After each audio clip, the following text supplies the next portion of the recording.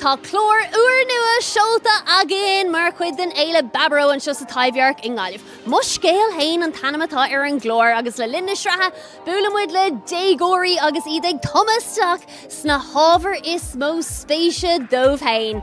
Tosú Mo Scéal Féin ar an gceithre lás fiche dearafór.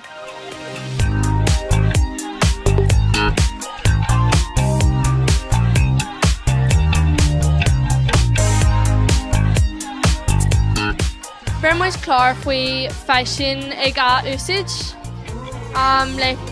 ag ghlacu éirí agus ag tuairt darna Seoladh. Agus thuimiid is déthe ag lárna ceithreach agus thuimiid go dtí siopaí dar leabha.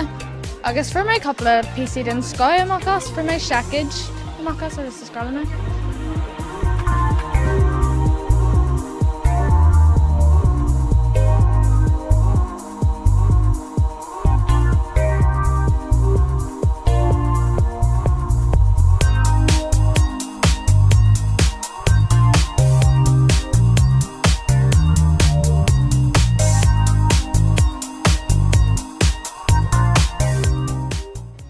Is me Seoladh, Seoladh an taine term.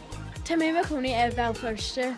Bhí ar an gcúthain sagin a agal a chur faoi glas ar fear gá lá agus níor cead agin a bheith orthu. Bhí sé aonteach Jack ar dúsa.